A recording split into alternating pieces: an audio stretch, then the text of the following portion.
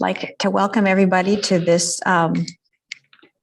Region of Waterloo Police Services Board, and I would entertain a motion to reconvene an open session.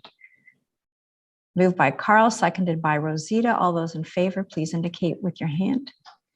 That is carried. Thank you, colleagues.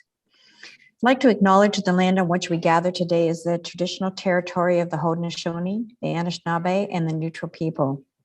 We acknowledge the enduring presence of the Indigenous people with whom we share this land today, their achievements and their contributions to our community.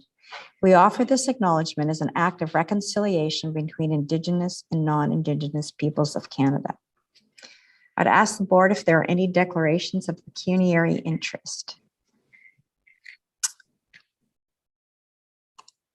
Seeing none, the first agenda item comes out of closed, and it is the ratification of the collective agreement Senior Officers Association.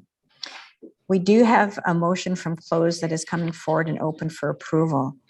Today, the board will consider a motion in relation to the recent collective agreement bargaining process between the Police Services Board and the Senior Officers Association.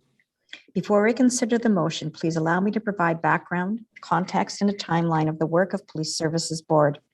The SOA is the bargaining agent for all senior officers and senior civilian members, representing 19 uniform members and 21 civilian professional members. Our collective agreement with SOA expired on December 31st, 2019, and the SOA notified the board of their intention to bargain in January 2021. The Police Services Board acknowledged the intent to bargain and indicated our intention to commence negotiation once negotiations with the Waterloo Regional Police Services Association were complete. Negotiations with the SOA commenced in September 2021. The bargaining team comprised of Vice Chair Kiefer, Ms. C., Ms. Eggleton, the board EA, Ms. Smiley, who is a consultant, and supported by Deputy Chief Crowell, collectively are pleased to announce that the bargaining team and SOA have reached an agreement. On November 10th, 2021, SOA members ratified their collective agreement. I would like to acknowledge the collaboration with SOA and their president, Tom Bursey, as we continue to work for a safer community and Waterloo Regional Police Service. On behalf of the board, I would like to thank and acknowledge the significant efforts of Carl, Rosita, our consultant Penny, and the Waterloo Regional Police Services team for their commitment and leadership to reach a negotiated settlement. During negotiations, the board was focused on ensuring WRPS remains a competitive police service with that recruits, attracts, and retains top talent, by also balancing the long-term sustainability of the service. Some highlights of the negotiated settlements are: the proposed settlements are a 5-year settlement, January 1st, 2020 to December 31st, 2024, with an average yearly increase of 2.14% per annum over the duration of the contract.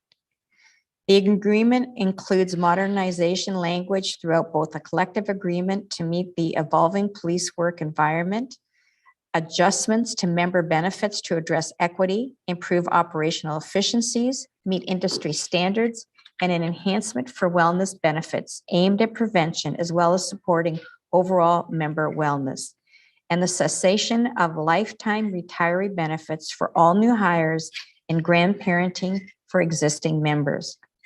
The Police Services Board would now consider, I'm asking the Police Board, excuse me, to consider the following motion.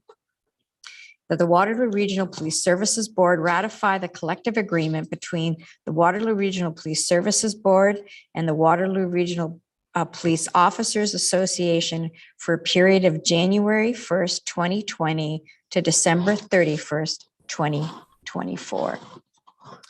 So I would entertain a mover and a seconder for that. Moved by Rosita, seconded by Karen. All those in favor, please indicate by raising your hand. That is unanimously supported. And again, just my personal gratitude on behalf of the 630,000 people who live in Waterloo Region to thank the team as well as Tom Bursey for a process that resulted in a very positive outcome. So thank you. I don't see anybody wanting to make comment. Tom, did you want to comment? No, thank you, Madam Chair. You've covered everything off quite well in your summary. So also pass on my appreciation on behalf of the SOA for working collaboratively with the board throughout the process. Thank you so much. Colleagues, the next agenda item is the consent agenda, and we have 1.7 through 1.7.12. Does anybody wish to have any of the items removed? Seeing no indication, I would entertain a mover and a seconder to approve in one motion all of the consent agenda items. It's moved by Sandy, seconded by Ian. All those in favor, please indicate by raising your hand. That is carried. Sandy, do you have a question or a comment?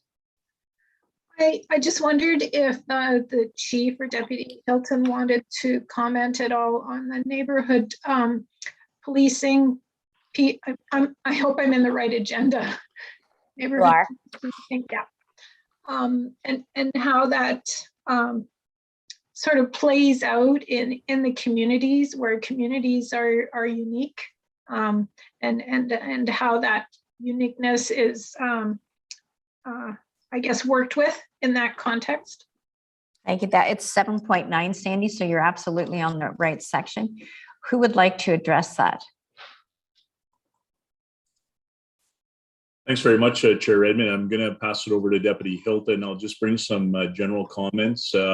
Obviously, we do report quarterly on the demand and the stats, and you'll note that we take a regionalized approach to many support services. But we also have unique opportunities to build bridges in neighborhoods across the region, which are all very unique. We have downtowns, we have uptowns in all 7 municipalities. We also have unique neighborhoods, some that have different levels of socioeconomic status, as well as the uniqueness and the vibrancy of our diversity. Of course, the community I live in Woolwich Township, a slight plug for St. Jacobs. They're currently celebrating Sparkles in downtown St. Jacobs. So I encourage you all to visit the merchants and say hello to the fine individuals. But that's a uniqueness when you look at for example, the Mennonite community. And we do a significant amount of bridge building and relationship building. And in fact, recently, throughout the last 2 months, we've actually been visiting all of our parochial Mennonite schools to talk about policing and to talk about road safety, in particular, also buggy safety as we head into time change, etc. As well as myself and our community engagement and well-being team recently spent the weekend. We were invited to the Paulander community by a group known as the Paulander Princesses, who invited myself and members of our community engagement team to connect with citizens and to tour their community, as well as to actually pause for a moment and recognize the tragic homicide of Mr. Bennett, who died over a month ago, who was tragically killed and actually left in a very public space to be found by citizens. And so we're continuing to do significant building of connections. We've also been working very collaboratively and closely with the Mennonite community, as along with Grand River Hospital, for example, to break down stigma of wellness and health within the Mennonite community based on a recent tragedy that occurred in Wellesley Township. But it's an ongoing piece, and I think one that I'll turn over to Deputy Hilton. I know that she is planning to have Inspector Elizabeth Houston and the community engagement team attend a open session of the board to talk about the different engagement strategies and the work that we're doing. But those are some quick highlights. I know Deputy Hilton's very passionate about this and has been out and about with her team as well. Over to you, Shirley, and good morning.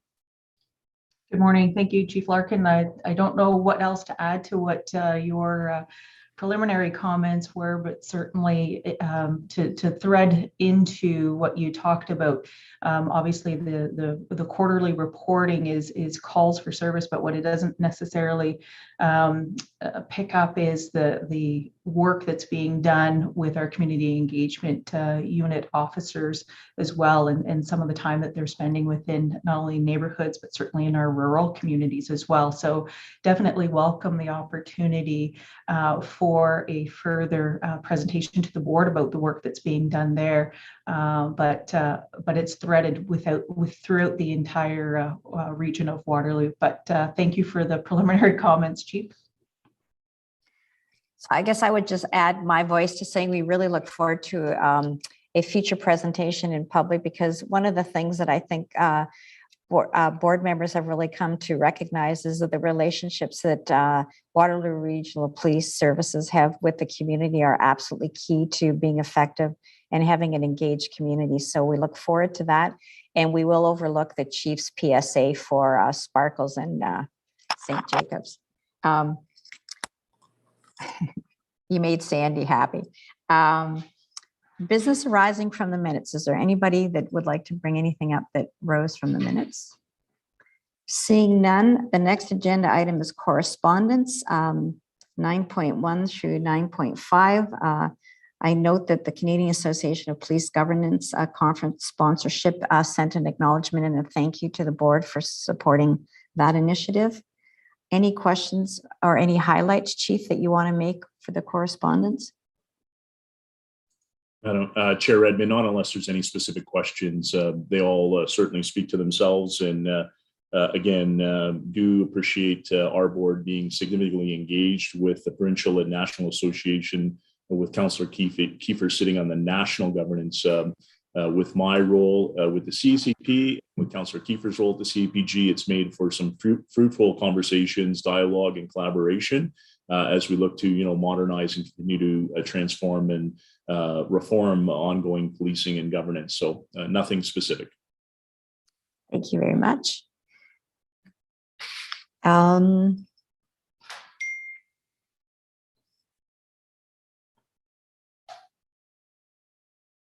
Okay, so 9.2 is the Region of Waterloo report, recommended revised 2022 plan and budget timeline. That is for information, colleagues. 9.3 to 9.5, there's 3 pieces of correspondence for your information and a follow-up from the Big 12 meeting of board chairs and board staff attended in September. Following this meeting, the Big 12 board chairs wrote to OAPSB to express our common concern with a few items which are noted in the correspondence, and subsequently OAPSB did write to the respective ministers to express these concerns. Police Services board report.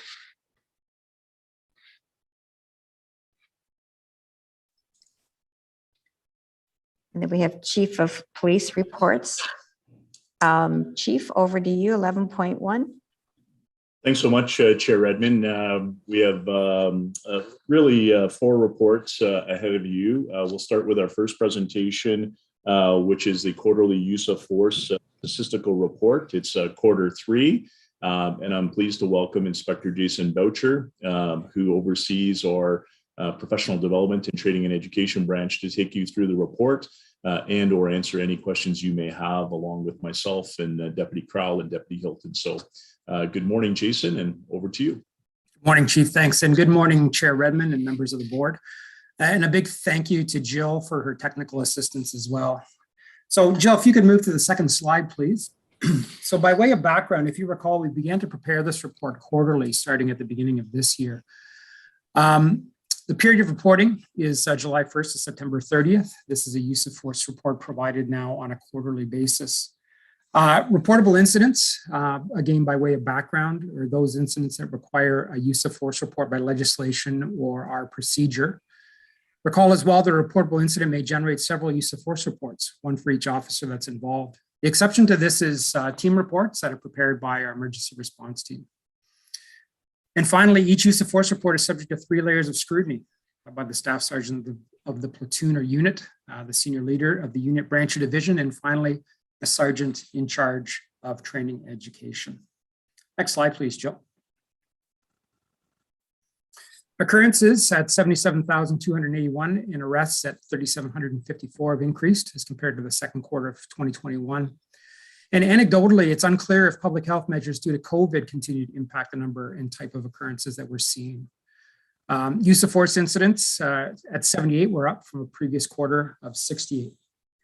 Now, while each of these is significant and requires scrutiny, the number remains very small, which is indicative of our members' ability to use appropriate intervention strategies before resolving situations through use of force options. Further analysis of this data, as illustrated in Figure 8, revealed that this quarter, only 1% of these incidents were what we would consider officer-generated. This was the result of a single officer-initiated traffic stop. The vast majority continue to be requests by our community, and this period was at 88%. We can move to the next slide, please, Joe. This slide provides an analysis of what call types resulted in intervention involving reportable incidents. You'll note that the predominant driver continues to be dangerous weapons calls, those in which a weapon is believed or known to be involved. You will note as well that dangerous weapons calls requiring a use of force response increased from the second quarter of this year. And this continues an upward trend that we saw from the first quarter of this year. Next slide, please, Joe. This table summarizes use of force options utilized excluding conducted energy weapons, which we'll see on the next slide. As we've seen in the past, use of force reports were and are intended primarily to allow for oversight of the appropriateness of officer response to a particular situation. In addition, we can attempt to spot trends in the data over time. For instance, the introduction of the conducted energy weapon has resulted in a marked and sustained decline in the use of force of other secondary weapons, such as OC spray and the baton. A quick examination of this table, however, illustrates how volatile a small data set can be. Most of these numbers have fluctuated significantly over time. It's important to point out that despite this, we continue not to have discharged a carbine rifle outside of the humane dispatch of animals. However, in this quarter, officers discharged their handguns in 2 separate instances. Both of these are under the review of the Special Investigations Unit. There was 1 canine deployment during this quarter that met the threshold of a use of force report. Next slide, please, Joe. This slide provides a breakdown of conducted energy weapon use. Recall that a procedural change between 2019 and 2020, which now requires our officers to report on CEW deployment, simply due to the removal of the CEW from its holster in the presence of a member of the public, resulted in a significant increase to the drawn-only category. The CEW continues to demonstrate its effectiveness at de-escalating a situation simply through its display. Next slide, please. Minor injuries to subjects increased this quarter from 3 to 9. Recall as well that a procedural change in 2020, classifying any CEW probe deployment requiring Region of Waterloo paramedic services to attend and remove probes shall be considered a minor injury for the purposes of reporting. Officer injuries remain the same at 3. There was 1 subject injury reported as serious in this quarter. Next slide. As you know, the province of Ontario required the reporting of an officer perception of subject race and provided the race-based categories by which this would be done at the beginning of 2020. Figure 6 provides a summary of this data. Because of the challenges that we identified in using the use of force report to collect data of this type, our service made the decision to provide raw data in Appendix C of our report to the board. This appendix provides a summary of the subject's perceived race, how the call was generated, the type of occurrence, along with a short synopsis of the circumstances. The subject's profile behavior upon which the choice of intervention responses was based, along with the response of the officer. Next slide, please. And despite the frequency of interaction with members of our community at 77,281 and 3,754 arrests in this reporting period, very few, approximately 0.1% resulted in a reportable incident. Injuries to both subjects and officers occurring during these incidents remain very low. De-escalation training has been effective and will continue to be the cornerstone of our officer intervention training. In 2021, we have enhanced the commitment with officer intervention and EDI components, and this will continue in 2022. While the provincially mandated use of force report remains a valuable tool for analyzing officer actions, several deficiencies have been identified which limit comprehensive data analysis. Next slide, please. Use of force reporting to the board will continue on a quarterly basis and will be incorporated into the WRPS race-based data collection strategy. And the training education unit is working collaboratively with our equity, diversity, inclusion team to ensure close alignment with principles and actions outlined in the WRPS EDI strategic plan. Implicit bias awareness and Indigenous awareness training have been completed, and anti-racism training with emphasis on anti-Black racism training continues through 2021. And with that, I'll take your questions.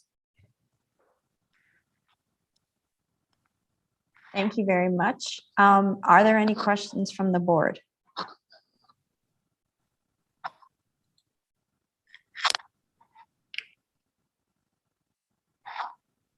Karen, please go ahead.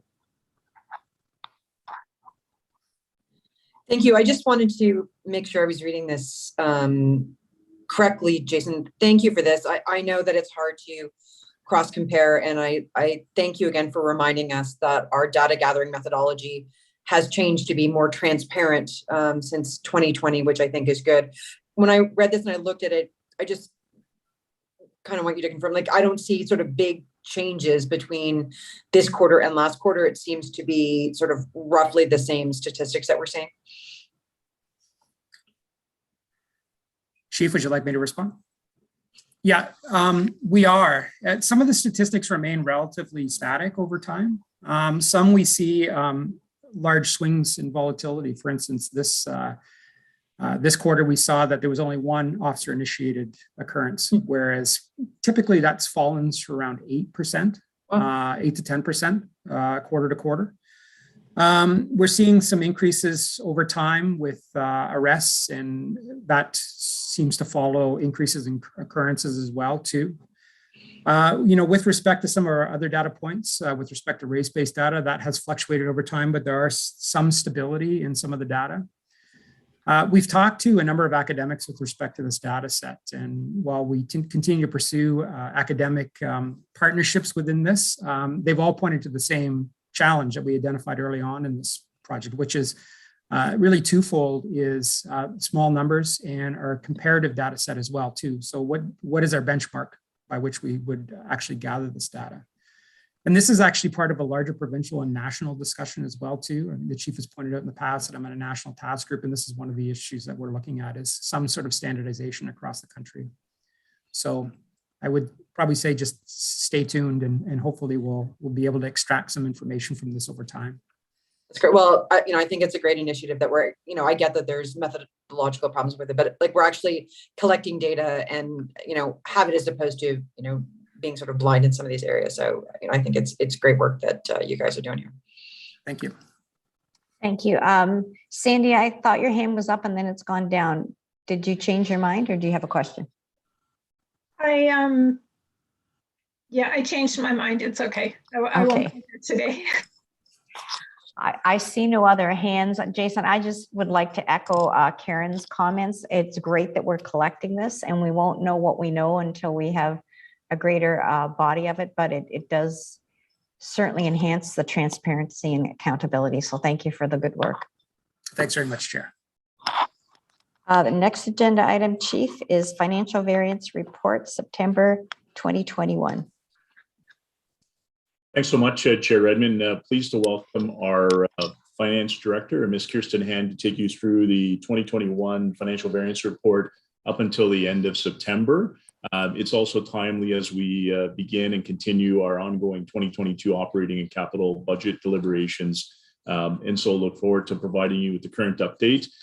You'll note that we're in a positive variance, and Kirsten will take you through the understanding and reasons why. But I also want to recognize our leadership team that throughout the pandemic really focused very much on controlling costs, cost avoidance, managing salary gapping, as well as also advancing overall recruitment and talent acquisition. So good morning, Kirsten. I'll turn it over to you for the variance report.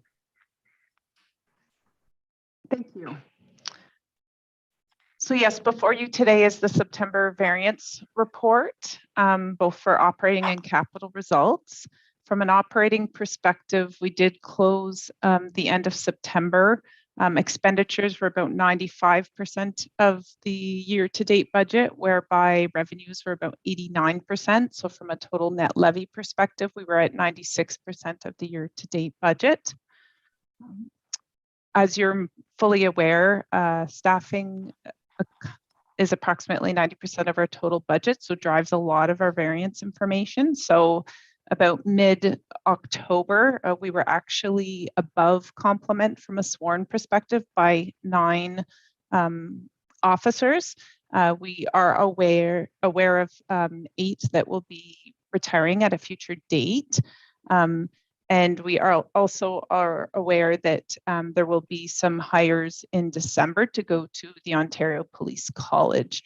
Right now, potentially approximately 17 that will be added to that number there, and some members that are eligible for retirement, so potentially could. From a civilian perspective, we were 15 under complement. Again, we're aware of a couple of people that will be retiring into the future.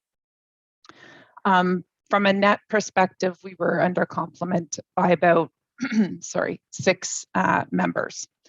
So just to note, we were more significantly under our authorized complement up until August. August is when we kind of switched from a sworn perspective to be above complement. And we have a salary gapping target, which means that we need to keep approximately 18 positions vacant in 2021 to meet that target. We were above that target until July. And then after July, we've actually not been able to meet that target. And based upon our current numbers in terms of authorized complement, we are on track going forward not to meet that complement going forward. So that this will be information that will be helpful as we discuss our 2022 budget in terms of what kind of salary gapping vacancy target is appropriate.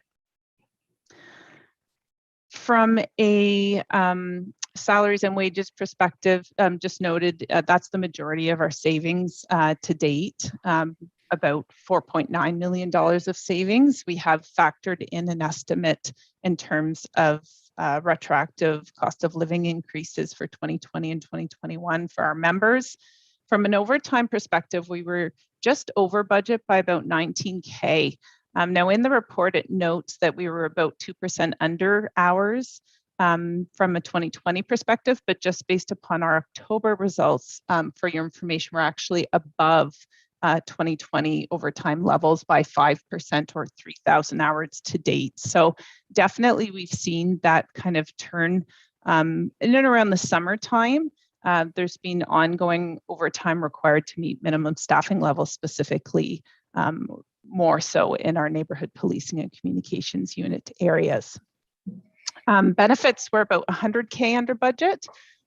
However, there's some big discrepancies within that number. So as I mentioned, a lot of those savings being under complement for the majority of the year did result in some benefit savings. But as you recall, as we went through a 2021 budget process, we made the decision to phase in increases to costs such as medical and dental over a 3-year period. And that is resulting in deficits to our budget. So we had almost $1 million that are baked into these numbers of actually deficits we're seeing on a medical and dental perspective that is being offset by other savings from the salary vacancies. So just some information behind some of those numbers. Some of the other variances, we'll just touch on a couple of the larger ones. You know, our other allowance and benefits were underspent by about 1.6 million, and that's really the timing of when people potentially could retire that are eligible for salary sick leave payments. And we continue to see savings in our training, meetings and travel type accounts that are consistent with those activities being severely reduced due to the pandemic. From an interdepartmental charges perspective, we were higher than budget. We were able to mitigate the issuance of debentures for capital projects. So we did approve the use of our capital reserve funds of an additional 700K this year, so that we did not have to issue debentures to support our capital programs in the fall. And lastly, just from a revenue perspective, we continue to see similar variances that I've discussed to date. We are under budget in terms of revenues for items such as paid duty. However, there's an associated savings you see on the compensation side. And we continue to track to that deficit that we're going to see on the court security and prisoner transportation grant side, as our contracted amount that we received was almost $1 million lower than what had been budgeted for. Overall, from an operating budget perspective, we are anticipating a surplus of approximately $3 million or 1.8%. And again, that is almost predominantly driven through the salary vacancies that we had seen for the majority of this year. From a capital perspective, as of October 13th, we spent just over 14 million or 30% of our budget. We've done all of the appropriate ordering for our fleet replacements. Some of our key IT projects have been the body worn and car video projects, replacement of our administrative phone system, preparing for next generation 911, technology upgrades, and some disaster recovery and human resource information system projects. A number of activities have occurred from a facilities perspective. Just to highlight a couple of the completions, we did finish the redesign of our headquarters front entrance area to enhance that security elements. The expansion of the front parking lot at HQ, implementation of sidewalks and crossing areas was also completed, and our new central position project continues with anticipated completion in the fall of next year. We do also anticipate to be within budget from a capital perspective, and with our year-end report, we will be communicating any budget carry forward or any savings that we will see on some of these capital projects. And that summarizes the September variance report, if anyone has any questions. Thank you, Kirsten. That was very thorough. Are there any questions or comments from the board? Seeing none, thank you very much. I know that this is all very pertinent to the budget discussion that we're going to be having. The next item is 11.3, and it's the 2020 MBN Canada Performance Measurement Report. And Chief, over to you. Thanks so much, Chair Redmond. And I think as you alluded to, I think obviously our current financial status will roll into some budget deliberations and budget dialogue, much as Municipal Benchmarking Network is really tied to some of our budget discussion and dialogue. I just want to provide a quick, introduction. Ms. Margaret Glode, our Manager of Strategic Services, is joining us. Margaret has been one of the original members of the Municipal Benchmarking Network, not only of Ontario, but also of Canada. The Municipal Benchmarking Network is a partnership between Canadian municipalities who support the strength of measurement to inspire continuous improvement and service delivery to our respective communities across our nation. The network actually covers 5 provinces, includes 15 municipalities and about 36 service areas and about 170 publicly reported measurement pieces. The regional Waterloo has been a leader in this area, and many years ago actually asked the police service to join, and since then we've been a locked in partnership, and Margaret's been a large part of that, and we're grateful for her leadership. So to take you through the most recent 2020 MBN Canada Performance Measurement Report, and particularly around the police services section, I'll turn it over to Margaret. Good morning, Margaret. Good morning. Thank you, Chief. Good morning, Chair Redmond, members of the board. Jill, would you be okay if I just shared my screen briefly, just as we go through the report? Please go ahead. Okay, thanks.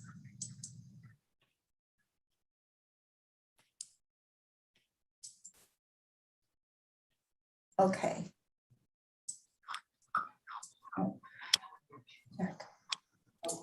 So are you seeing page 156 of the package?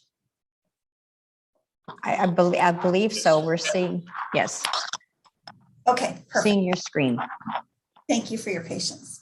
Thank you so much. There's a lot of effort that goes into collecting the data that goes into this NBN Canada report, analyzing it, verifying it, and interpreting the results. So welcome the opportunity to take some time today and go through some of the highlights with the board.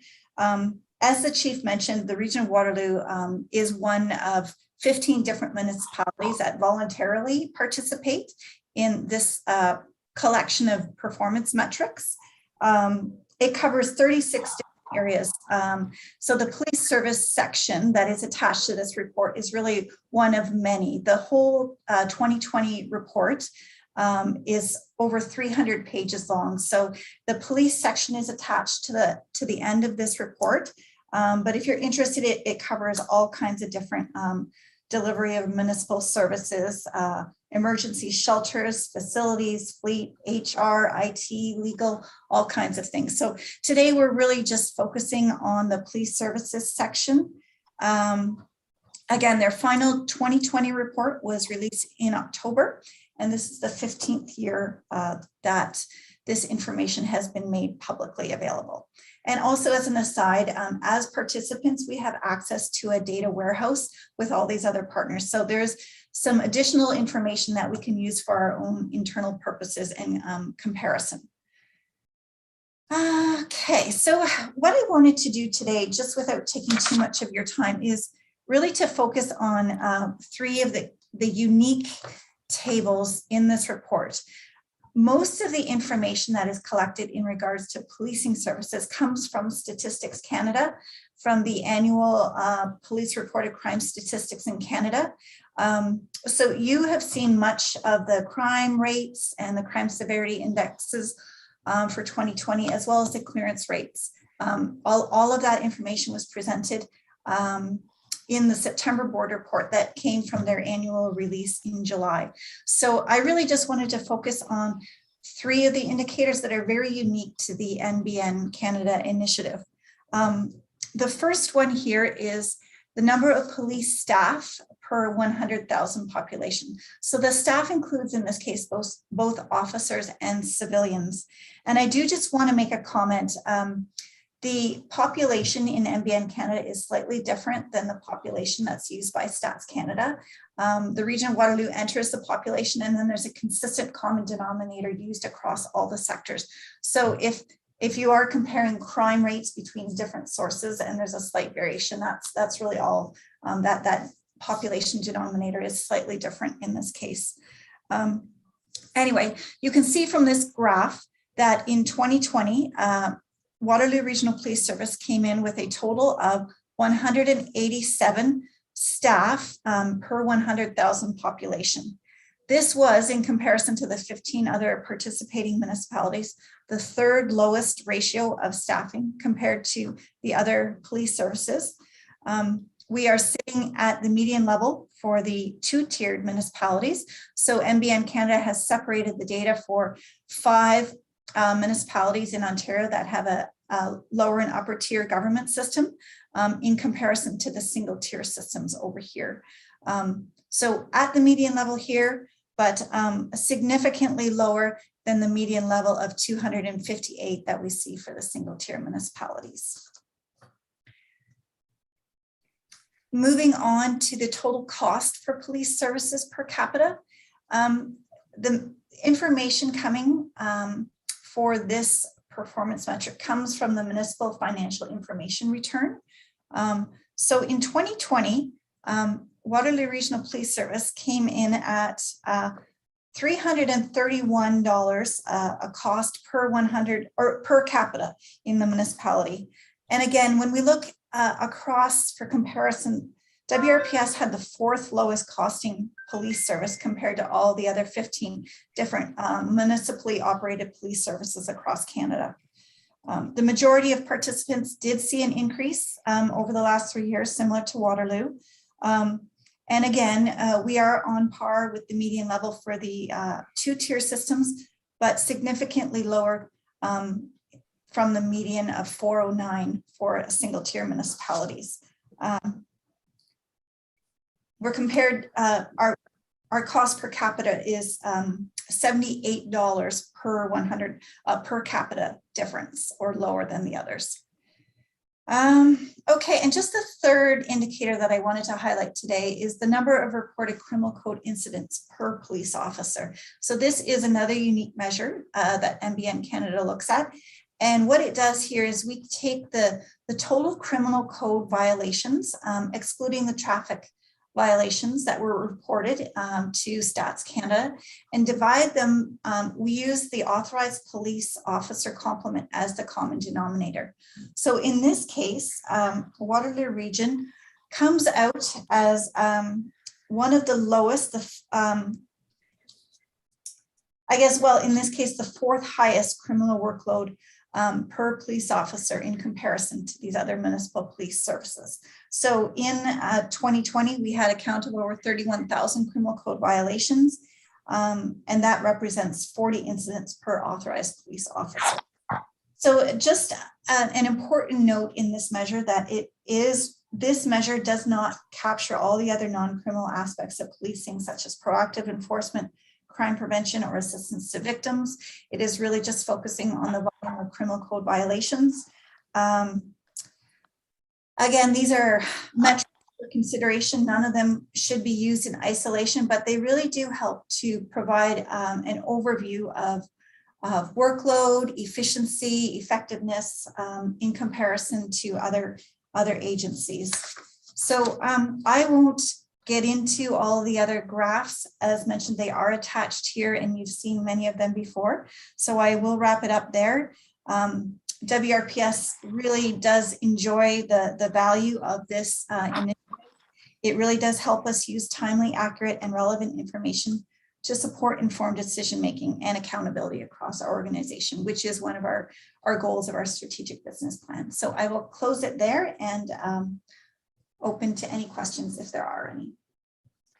Thank you, Mark. I believe Sandy has a question. Go ahead, Sandy. Thank you. And I am going to ask this one. I'm not sure if you can answer it or not. And it sort of relates to some things we're going to hear in budget. You highlighted 3 statistics showing that, you know, we're third lowest per 100,000 for, I think that was costing or number of officers, sorry, it was the third lowest number of officers and the fourth lowest in dollars per capita, and with the highest workload. But I think, you know, we're going to hear that some of the efforts are really being expended on behalf of the whole region. So I wonder if you can tease out any of that, and even probably can't do it here, but is there a way to tease out any of that to look at the stats? Because I think that would also make quite a difference, or some difference anyway, in what those stats look like. Or maybe Chief would prefer to speak to that. Barb, would you prefer the chief speak to that? Sure, I'm not 100% sure I'm understanding the question. Sorry, Sandy. And so can you identify sort of the resources that are put to activities that are supporting the region as a whole, as opposed to supporting police mandated duties? Okay, Chief, I might leave that one. Yeah, thanks very much. We can definitely, you know, as we break down our organization, provide further information on what resources both uniform and civilian provide overall regional support. So for example, you know, this Friday, the region is hosting an emergency planning exercise at the International Airport. The WRPS emergency manager is actually coordinating that event on behalf of the region. And so our emergency management team, for example, works very closely, and our civilian expert and professionals actually coordinating that entire event. But then, for example, there's other programs when we look at sort of the safety village, we look at the communications center, we can definitely allocate overall staffing in uniform and civilian. For some of our regional support, I would suggest that there's likely more civilian professional support. Many of those areas fall under Deputy Crowell's area of and sphere of leadership. When we look at and that's sort of the piece when you look at the number of police staff, NBN captures the complete total staffing, but we could definitely do some work on that. I don't have the answers for you today. I mean, in my mind, I know exactly what you're talking about.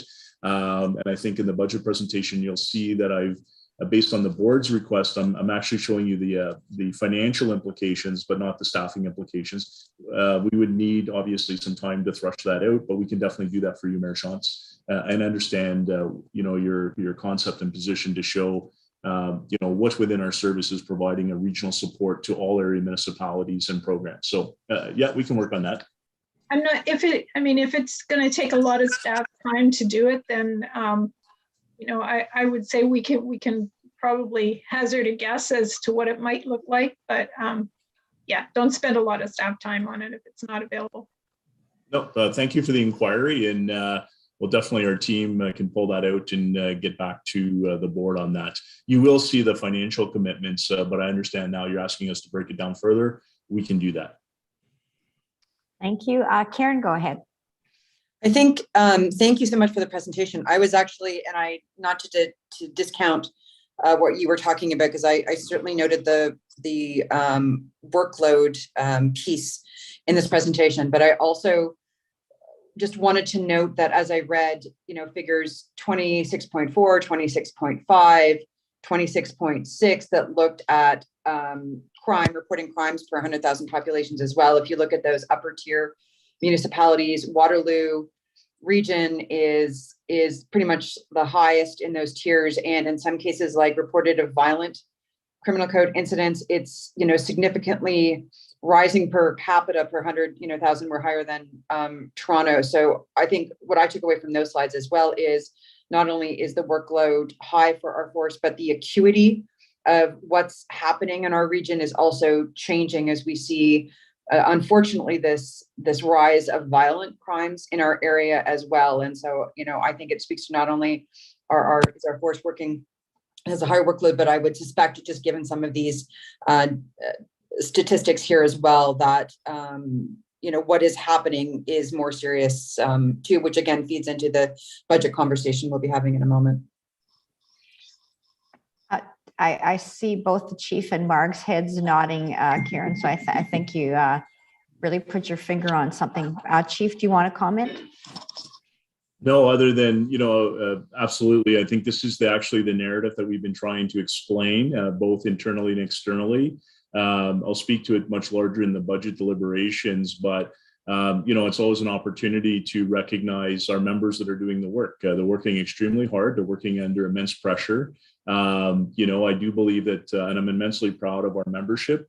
I do believe they're doing the best work they possibly can, but I also believe we're at the tipping point.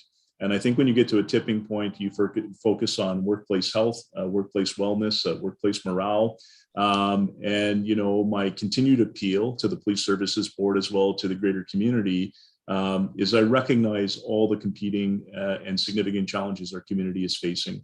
I believe in prevention. I believe in supportive housing and affordable housing. I believe in all of these initiatives. In fact, I would attempt in any way to champion and influence even provincial strategies around supporting those initiatives. I think it's an important part when you're a community leader to do that. But I also have a responsibility under the Police Act. And I continue to be very concerned about the data. And this is, obviously you see the similarities of we report on uniform crime reporting from Stats Canada. And now we're actually using, really a secondary piece of data, which is the evidence of Municipal Benchmarking Canada showing the unique challenges we have as a community. And I suppose it's really twofold. One is that we're a growing successful community. And with growing successful communities also come larger, more complex issues. And you'll see in the budget piece, I do actually want to speak, for example, to the Huber Street shooting and to give insight to our community within 24 hours, the amount of complexity and demand that our system requires. And so, you know, I do appreciate Dr. Schnarr's comments because in many ways, you know, in 3 minutes, she said eloquently what I think our team has been trying to do in 6 months. And so there's lessons learned around that process. But on a serious note, we do have challenges, and this isn't, you know, sort of actually pushing out other competing interests or other interests. They're all important, but it's also understanding, you know, who funds what. And the Police Services Act is very clear that municipalities and boards need to fund and have a legislative requirement to fund policing. And so that's sort of, you know, I know there's some in the community that get angry or upset with my comments, but I believe that, you know, we need to invest in policing. I will speak more to our staffing strategies, which have not hit the mark. I mean, they've created massive pressures on the regional Waterloo and on our community, and we need to do better, and we need to smooth that out. I always think of Miss Rosita C., who encourages me to smooth our budgets out so that it's more predictable and actually a much more planning process. So again, I appreciate the comments, and we'll definitely work on Mayor Chance's request. It's actually, we can accommodate that and get that done to show that. And I think as we head very shortly to the Admin and Finance Committee, we can actually bring that into the dialogue, Mayor Chance. So appreciate the comments and feedback of Dr. Schnarr and Mayor Chance. Very much appreciate the feedback. Okay, Ian, go ahead. Thank you, and through you, Chair Redmond. Just following on one, and I just want to bring this into clarity for myself. On page 165, it talks about the total cost for police services per capita, and we're below the median. The median is, you know, irrelevant in some respects in that it's a comparator of other services. But the important part for me, I just want to bring this in, is that the cost per capita is to a large extent the result of the staffing levels we have, and that's why we're below. And I think it's building on what you've just answered, Chief. It's our staffing levels are in some ways keeping it below the median. Have I got that right? Yes, Mr. McLean. You know, when 90% of your budget is human resource connected, obviously it does impact the cost per capita. And again, I always reiterate, you know, we're a human service delivery. And so naturally, the largest portion of our budget goes to the product which we deliver, which is a human being to solve complex crime and complex social challenges and work with a myriad of stakeholders and partners, and hence why you see the correlation. Yeah, I think it's important. It's not, and I think you references as we go into budget, it's not either or, it's and. We need upstream and investments in other things, but also adequate policing. When you see the calls for service increases going up, every service struggling with mental health, et cetera. So I think it's important for us to keep the context as we go into budget session. Thank you. Thank you. I see no other hands up. Mark, thank you very much for all your work and allowing us to put a context around what I think will be a very vigorous discussion. So if there's nothing more on this, Ian, I'm assuming that's a legacy hand there. Okay. We will move on to 11.4, which is the 2022 draft operating capital budget. We are looking for providing some direction to staff colleagues, and I will turn the floor over to Chief Larkin and Kirsten. Thanks so much, Chair Redmond. And again, to members of the board, good morning. And thank you for the opportunity to return to the November meeting with our second iteration of our 2022 draft operating and capital budget. I'm very pleased to be joined by our Director of Finance, Ms. Kirsten Hand, and want to recognize her team, Ms. Susan Wilson, the Manager of Finance, as well as the team that's supporting behind the scenes, Ms. Jennifer Chang and others. And of course, on behalf of Deputy Crowell and Deputy Hilton, our leadership team, as well as on behalf of our 1,200 members, we're very pleased to present to you the second iteration. You know, last month, the Police Services Board provided extremely valuable feedback, concern, as well as direction around the 5 scenarios that we presented as a police service, as well as our 10-year capital forecast. You know, originally these scenarios were built off a base budget, which you'll continue to see that whole base budget, which builds on 2 scenarios. We originally started out between 7.1% and 11.6% as starting points, and that included a variation of staffing recommendations and expansion and growth to meet the demands of our service, but also to ensure that our members are appropriately resourced internally. It's a demanding profession. It's a demanding role in society. And I'm very proud of our service as we continue to transform and grow as a police service. Our capital budget initially in the range of the 10-year capital budget or proposed budget for next year was just in the range of 42.3 million. Your input has allowed us to make refinements, and actually look at smoothing the budget, looking at both the capital and drilling down and doing financial analysis, including on our operating budget, as well as looking at different opportunities for cost avoidance, financial analysis, reduction, salary gapping. And you'll note that our team has pulled together and refined it to 3 scenarios. And so you'll see that base scenario, which is scenario A, which is sort of the base budget, which is year over year, sort of that status quo of how do we continue to conduct the same level of business. And we've refined it to 2 realistic scenarios, which would see the increase of 25 officers, which is scenario B, and or 35 officers, which is scenario 3 or C, with actually the timing and some dialogue. You'll also see Ms. Hand take you through a series of different iterations of that, a continuation of the drivers, the mitigators. And then I'd like to provide some context on regional support as a part of our overall budget, and highlight a couple of key pieces that actually shares our story. I think one of the challenges we face as an organization is often we're involved in investigations and complex investigations where at the start and or there's limited information, or community engagement connections where there's limited information shared. But we're doing a significant amount of work every single day in the community with our diverse stakeholders. We're very much integrated into the judicial system, looking at savings. We're leading a province-wide framework around digital evidence management, which will innovate our criminal justice system, create efficiency. And yes, there's expenditures with that, but the return on investment is significant. So I'm very pleased to welcome Ms. Kirsten Hand to take you through, and I'll coordinate the slide deck on behalf of Kirsten. And we look forward to robust dialogue, feedback as we prepare to head towards the November 29th regional presentation to the Admin and Finance Committee. Good morning, Kirsten, and I'll move to slide 1 for you.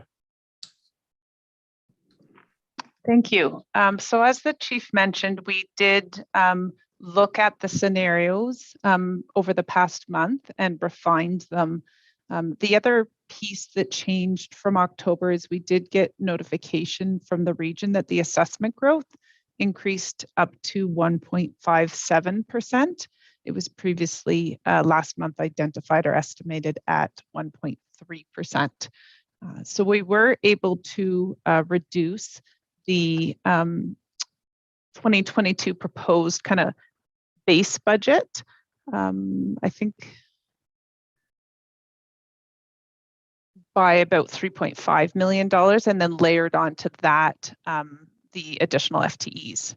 So the proposed 2022 budget with no expansions is estimated at $195 million, which is a 5.3% increase year over year, or 3.73%, including assessment growth.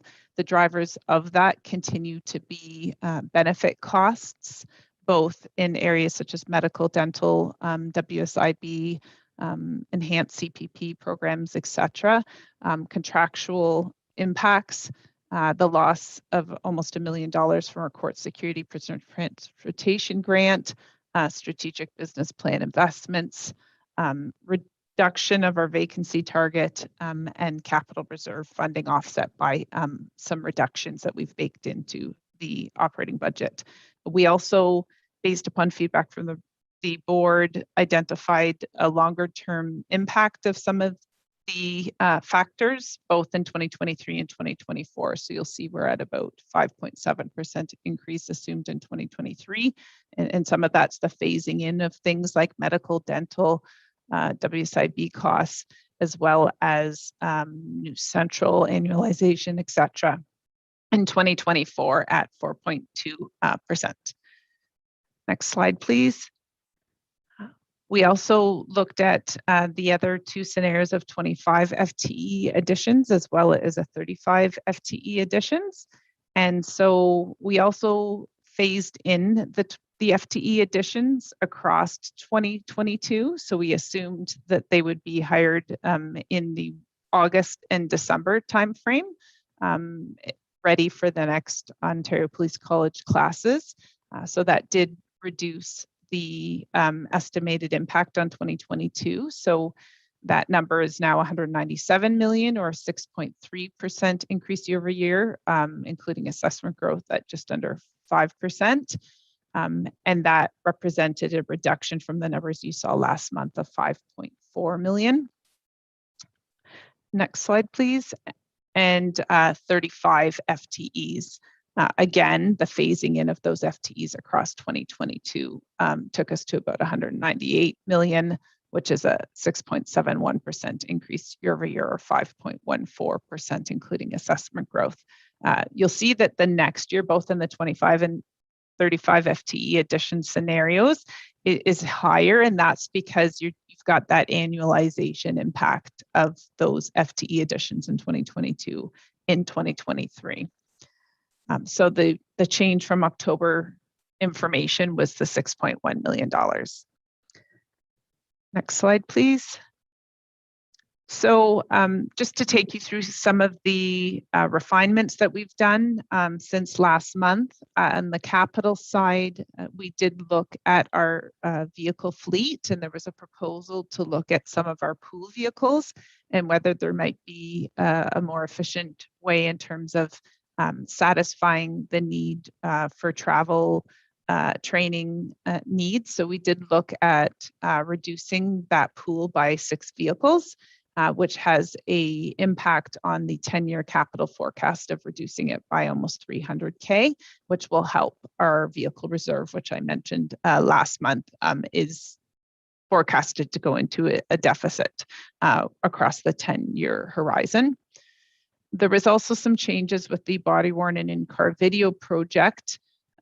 In-car video is assumed to be implemented in 2023, and next year it's assumed that there'll be 6 months of operation from the pilot of about approximately 6 months. So that did result in a reduction to the 10-year capital forecast of to the 2021 capital 2022 capital number of $1.4 million. So it moved some dollars into 2023. And lastly, the region did reach out to us and needed to slightly increase the facilities renewal capital accounts by about 51K. And it was due to some lighting LED projects to be done at some of our facilities from an environmental aspect, as well as a couple projects that ran a little bit over budget. So they needed to just adjust that in terms of some of their carry forward values from 2021. So to summarize, the 10-year capital forecast now sits at 199 million. Next slide. When I mentioned that the operating budget, the base budget, went down by the 3.5 million, these are some of the elements that resulted in that number. So first of all, we took a look at our training budget. And previously there was assumed increases in that budget from 2021 to 2022. So looking at capacity and the ability for members to go on that training and historical actual information, we did made the decision to keep that budget flat from 2021 to 2022. So that was a reduction of 200K. As I mentioned before, the in-car video and body-worn video project impacted the operating budget as well, because a number of those solutions are cloud-based. So it reduced the 2022 budget by 129K. I mentioned the salary vacancy gapping when we went through our September results. So currently it's sitting at 2.5 million. We had proposed it went down to 500K. We've subsequently increased that by 1.5 million up to 2 million. So right now in 2022 operating budget, it assumes a $2 million salary vacancy target.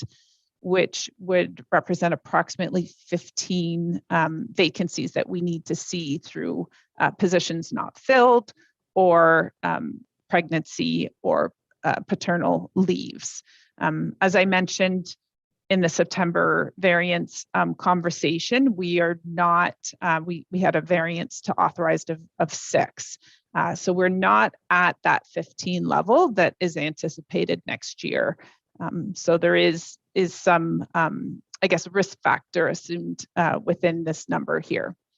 And then lastly, our digital evidence management system, we got a revised quote from the vendor, and we're able to reduce that down by $79K.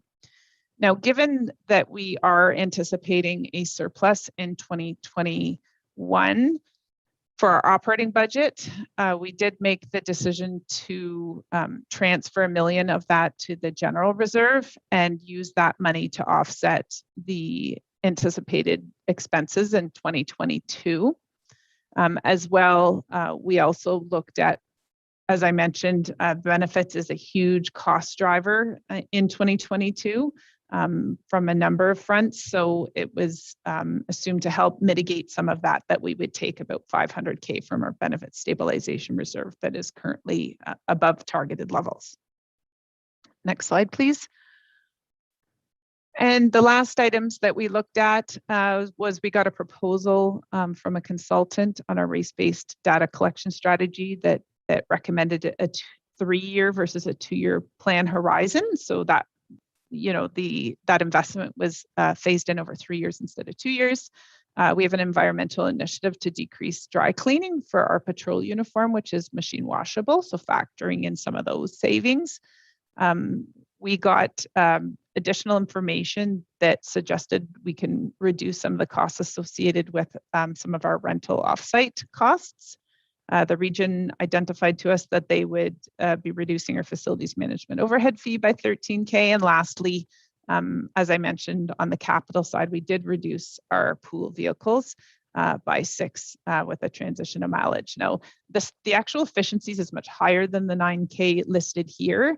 However, with gas prices, there's some risk assumed in some of our numbers next year. So we didn't want to further increase that risk. So we did not decrease that line, as well as I mentioned before, our reserve for our vehicle. There's a risk into the future of it going into a deficit. So we didn't touch that as well. So we only made a 9K adjustment, but the efficiencies are actually larger. Thank you. Thanks so much, Kirsten, for the presentation of the 3 scenarios. And I'd just like to continue to take the board through some insight into our budget piece as we discuss this. And one of the pieces that I wanted to actually highlight, which is encompassed in our overall budget, is regional support. Our police service, since its inception in 1973, has provided support to all area municipalities in a various number of ways. And it has generally not been our actual practice or our process around cost recovery. These are things that we've done as a stakeholder, as a community partner, to support our municipalities, to support our townships. And I'd like to take you through briefly some of the actual impacts on our overall budget, which are outside of our mandated core functions, but we continue to provide support. There's obviously a value for all of the stakeholders and partners. And so, for example, in the 1990s, we very much advanced a reduction of frontline police officers attending bylaw calls across our municipalities. And one of the opportunities to work with our particularly urban municipalities was the option to provide dispatching services for our 3 urban centers. And so for bylaw calls that come into the cities of Cambridge, Kitchener, and Waterloo, our actual communication center, the regional PSAP center, actually deploys and dispatches those municipal employees. And it costs us in a range of about $330,000. That includes, our investment of humans to actually do that. The 911 communication center and public answering point, public service answering point, is a responsibility of the regional municipality of Waterloo. And since 1973, our police service has been managing the 911 comm center and PSAP on behalf of the region. And so when somebody calls 911 within our geographical boundaries, including on Highway 401 and or the expressway, the 911 call comes into our communications center. And so hence the call taker will advise, police, fire, ambulance, what service do you need? And we actually downstream those calls. We may downstream to fire services. So we'll downstream to Kitchener Fire, which provides dispatch services for all fire services across our region. We'll downstream to the paramedic communications center if it's a medical emergency call, and we'll downstream to the Ontario Provincial Police if it's within their jurisdiction. The total cost exceeds, obviously, because there is also dispatching and policing. We've not included that in the overall cost, but our police service invests $5 million in providing regional context and regional support. We also do a significant amount of work around flood warnings, alert Waterloo region, as well as emergency management exercises at the tune of about $106,000 a year in staffing and investment support. We also support regional Indigenous initiatives and the reconciliation process in the range of $149,000.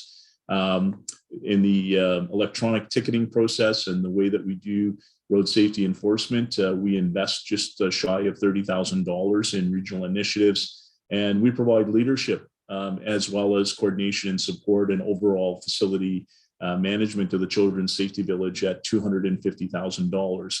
And so in the complete overall ask out of this actual proposal today, in all the scenarios, is $5.8 million, which is investment in regional support.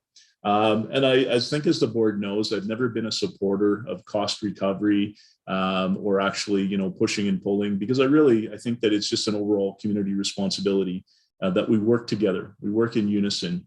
Although I did want to highlight this, as we have more questions and more dialogue about the police budget, I do want to recognize that there are monies in our budget which provide overall regional municipality and municipal and township support.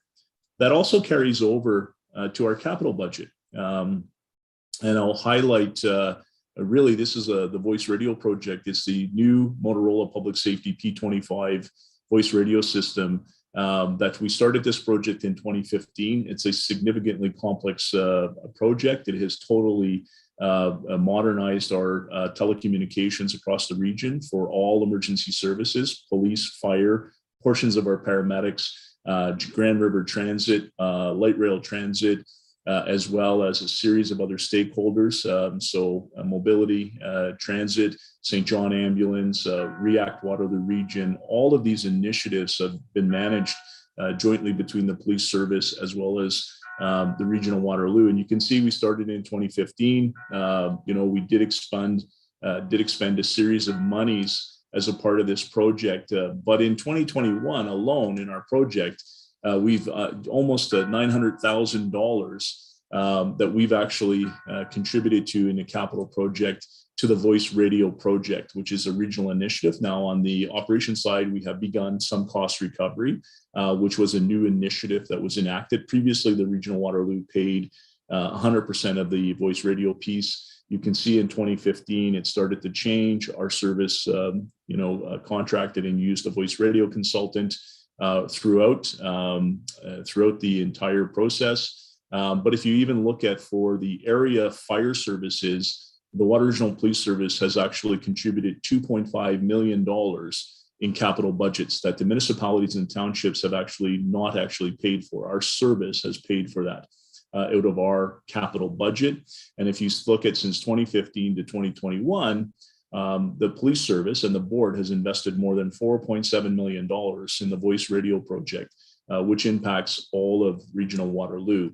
And so when you look at the $5.6 million last year or this year that we will cost us in our budget for regional support, and you look at the almost $900,000, we're over $6 million contributing to significant regional support.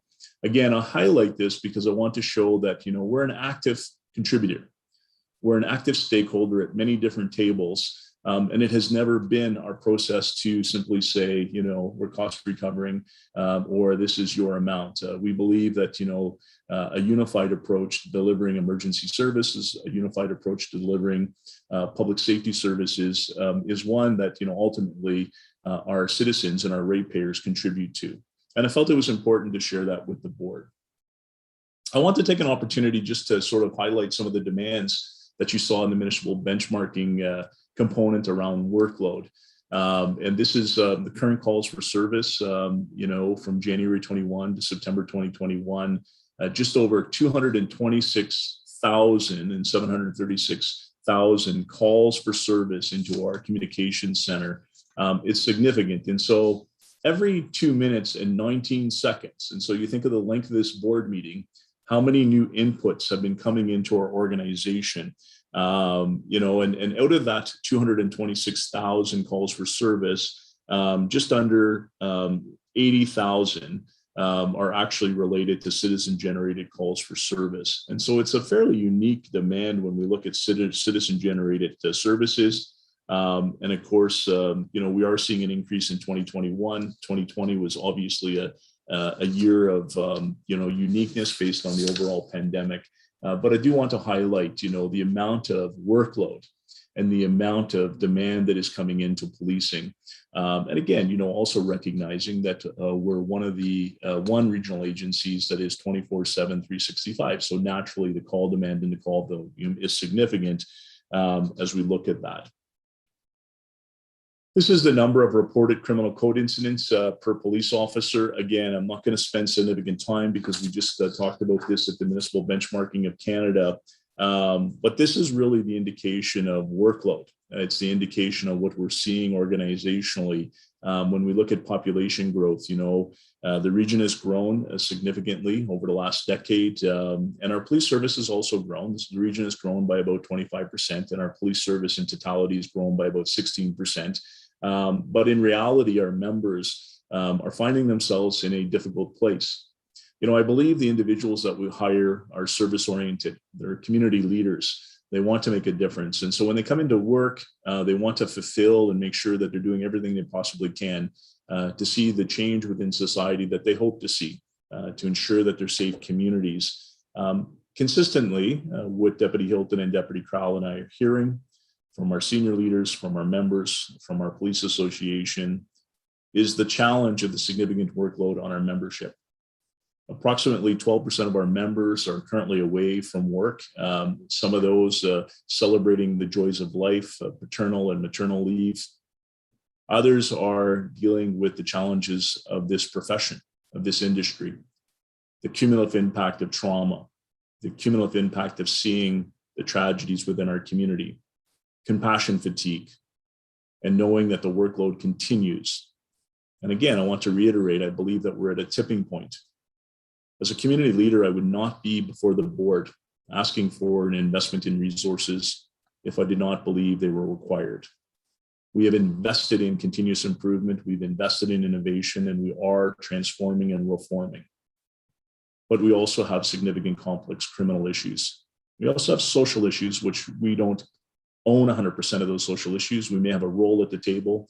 We may have a role of diversion and support, but we don't necessarily own all of those issues. But the criminal justice system issues right now, obviously we require policing intervention, policing support. And we also believe that renewed strategies of community well-being and the work that community well-being and community safety well-being in Waterloo region is doing will certainly paint a better future for us. But I think that the data continues to highlight the workload that our members are facing. And as their chief of police, I feel a debt of gratitude to the work that they do every single day. I get to enjoy and get to be at my home within the Waterloo region to feel safe and secure because they consistently are doing the work to ensure that. As we look at cybercrime, I often talk about the two neighborhoods. And I suppose, yesterday I spent some time with young police leaders from across Canada discussing strategic foresight, the future. And I suppose that we're actually so far entrenched in the future in many ways that we now are providing services to two neighborhoods. The traditional neighborhood, which hopes to see a police cruiser and an officer drive down the street interact with citizens, say hello, maybe get out of the car and chit chat, maybe play some street basketball or street hockey or tag or hopscotch.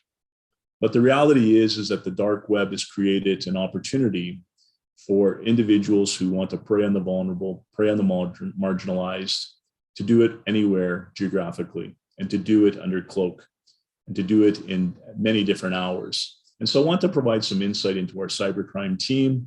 I'm very gracious for the continued provincial support and infusion of monies that help our police service board, but it's not enough. Year to date, we have 203 cybercrime investigations ongoing. We have 242 cases that are in the queue. The 173 of those are from 2021, 69 remain from 2019 to 2020. And so we see the significant challenges of providing calls for service and responding to calls for service in our second neighborhood. And we have one full-time investigator that manages those. When you look at our devices analyzed, we live in a world where our wallet, our vaccine records, everything we do is on our smartphone, on a tablet, on a device. We have introduced smart doorbells. We've introduced smart cameras. We can now sit here with our dogs in their residence to make sure they're safe. We can actually talk to them and send them a treat. All of these create a significant piece of evidentiary documentation, digital evidence management, which I appreciate the continued board support of advancing and reinvigorating our technology. We've year-to-date analyzed 729 devices. We have 111 waiting in the queue, and that will take us about 4 to 6 months to get to. We're also exploring other technology and other partnerships to advance and modernize this process. And so it's not just about more individuals, it's about innovation and technology growth. We've done 448 video forensic requests. We have 20 waiting in the queue and 178 open source intelligence reports with 29 waiting in the queue. And that relates to investigations. When you look at the significant ongoing protest across our community, across our province, we do a significant amount of open source intelligence work. I'm very proud of this team. They're working diligently, but they often describe their work as never having an ending. And also when you think about this process, about how challenging this work can be. Internet child exploitation is significant. This year, we've launched 205 new investigations. We've seized 259 devices. And what's astonishing is that our members in this team have reviewed 16.7 million images of child exploitation. 650,000 videos of child exploitation. I'm not sure that this is actually, normal for anybody to have to engage in and participate as part of our criminal justice system. And the impact and the traumatic impact of all of this work impacts our members. And so hence I'm appreciative of the board for continuing to support our strong internal wellness programs. But we also need to support them with technology and enhanced staffing to continue to actually combat this horrific crime. It's unfathomable when I think of the impact that this is having, not only on our region, but provincially, nationally, and globally. I just want to show you again, this is from Stats Canada. This is the 2020 data. You'll see in Waterloo region, the significant how we're outpacing other communities. In fact, we far exceed the 12th largest municipal police services median.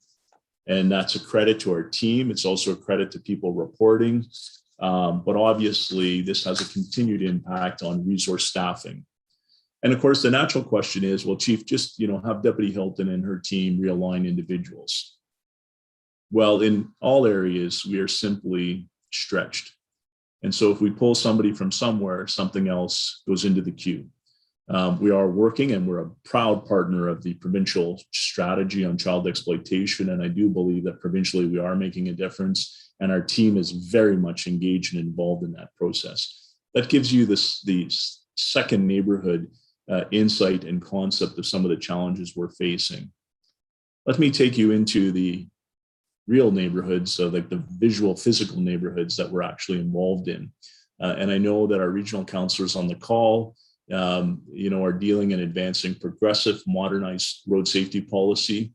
We fully support the reduction of speed limits. We fully support traffic calming, as well as the amount of work that's happening regionally and municipally and in our townships.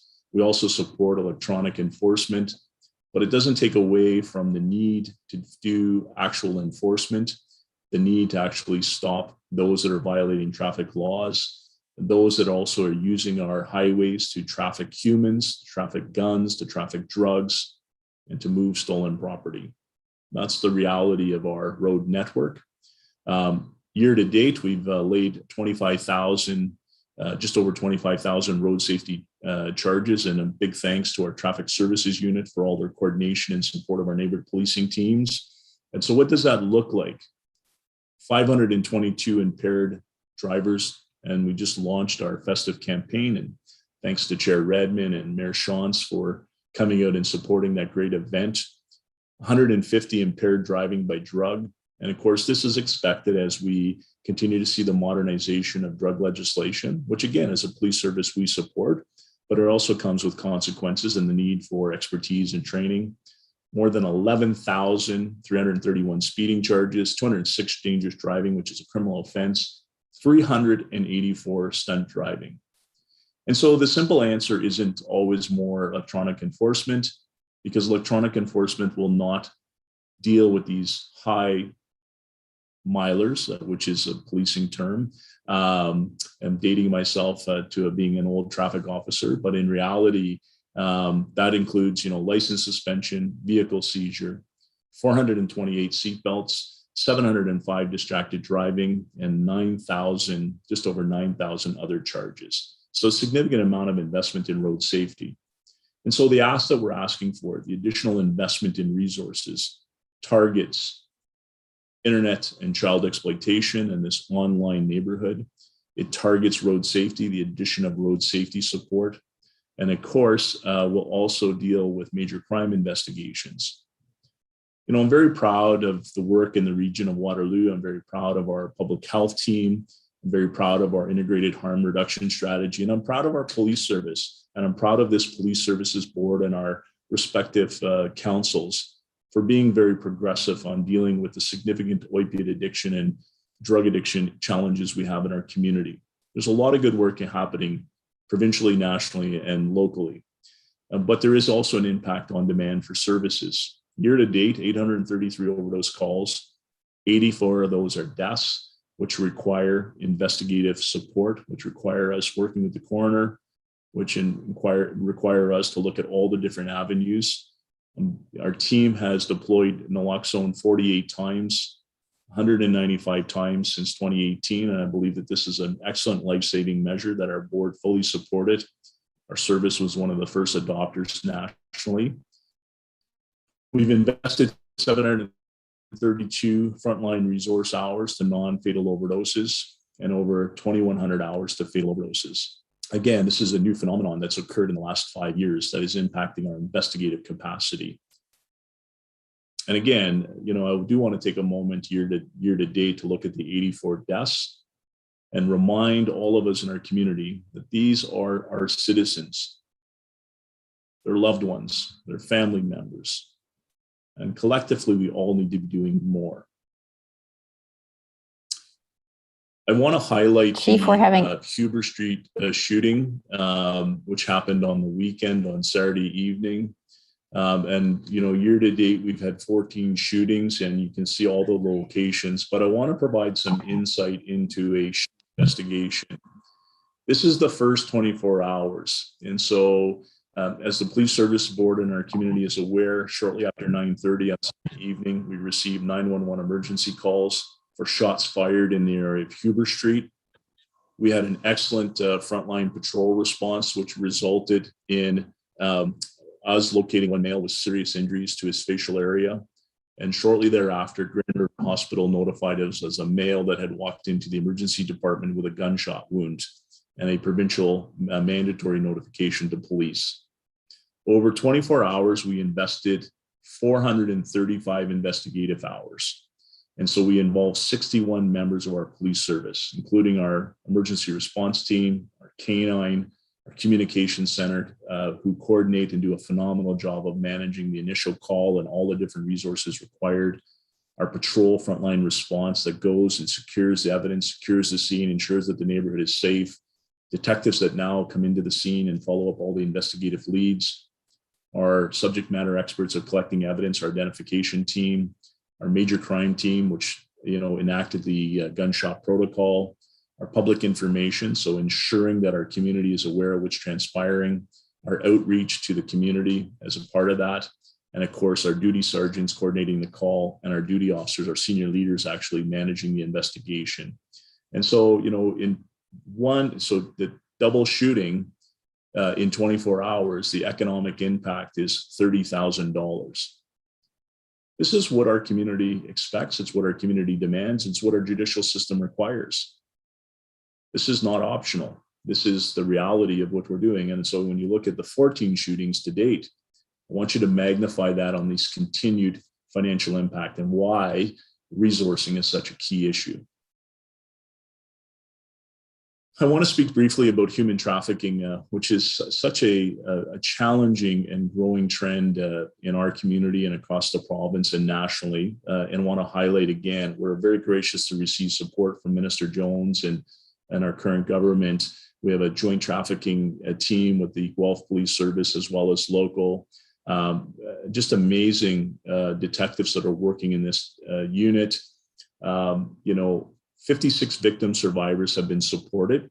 They've been offered resources, education, safety planning, 67 victim quick response program applications to assist victims. And so, enacting regional services and victim services to support that. 45 need assessments, 38 in-person follow-ups, 231 remote follow-ups, and 121 charges laid. And I don't really measure any success on the charges we lay. I measure success on how many victims and survivors that we're supporting, that we're diverting, that we're rescuing, and actually handing off to the amazing social agencies that do amazing work. And all of this is done with a small but mighty team, a mighty team of 2 officers who are supported by other resources. And of course, we have the joint team of Guelph. And so I think that this is, highlighting some significant pieces as we roll through here. And so I want to, as I wrap up with the police, with the presentation, I want to talk about an incident that occurred that is tied to human trafficking. And it really relates to an individual that our team came in contact with. This individual was a teenager, had really dealt with significant trauma through their upbringing, through their life. And it's more than just arriving at the scene. In short, in many different ways, this individual had significant concerns with policing, with people in authority, people in trust.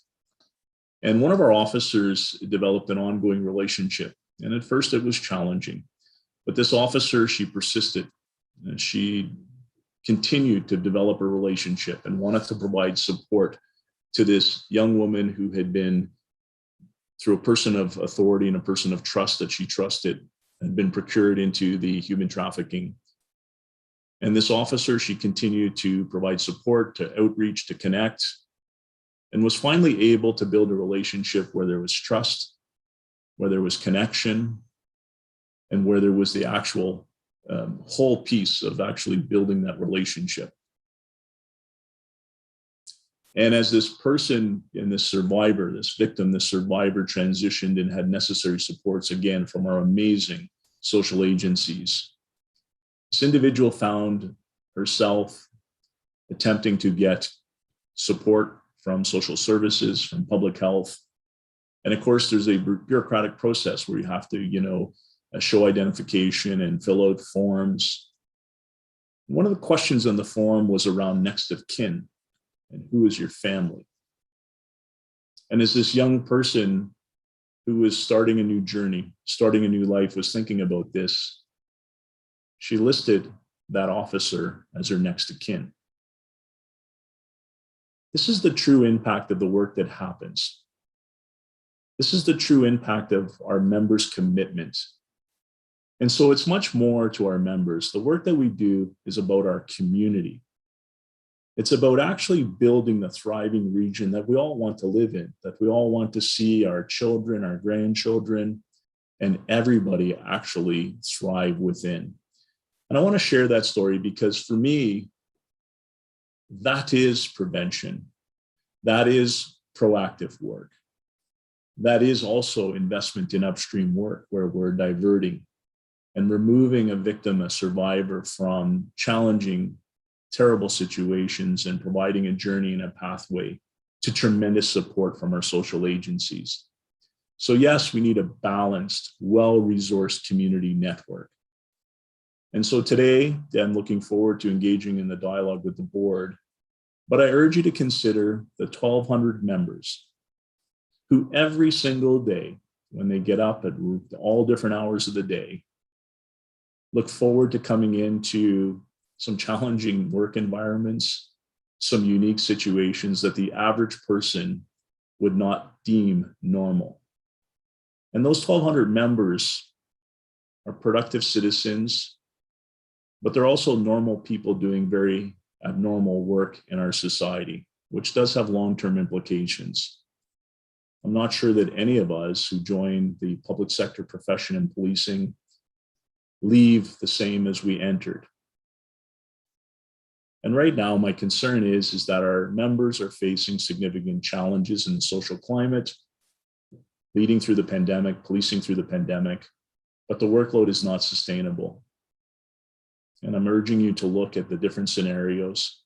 And I'm hoping as we look at the next presentation, which is the regional council, then back to the board for approval, and ultimately regional council approval, that we'll consider an investment in resources, but we'll also consider an investment in a long-term strategy that doesn't see the executive coming to the board looking for multiple requests, 25, 35, that we start to theme through a growth strategy that meets the demands and the growing demands of our community. So again, I want to thank the board for your leadership and your direction and your guidance. And once again, this slide for me highlights the amazing people we have. I'm immensely proud of the work that they do.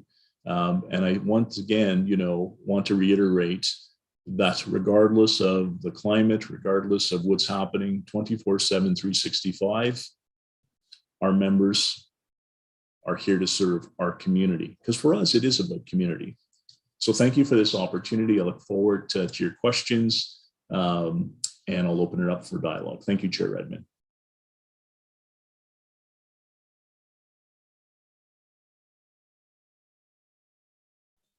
And I'll come off mute now.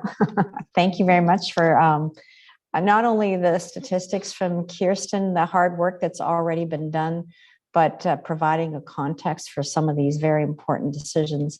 Carl, go ahead, you first. Thank you, Madam Chair, and thanks, Chief, for that very informative presentation. And the one that, of course, hits home to me, and I'm sure to others, is the cost recovery portion. I think that's something that needs to be dealt with at the regional council level. But having said that, I've got a couple of questions, Chief. Chief, the provincial government recently announced an increase to local community policing grants. What potential impact will this have locally for the WRPS? And is there an opportunity for the WRPS to secure more funding? That's the first part of the question. Thanks, Councillor.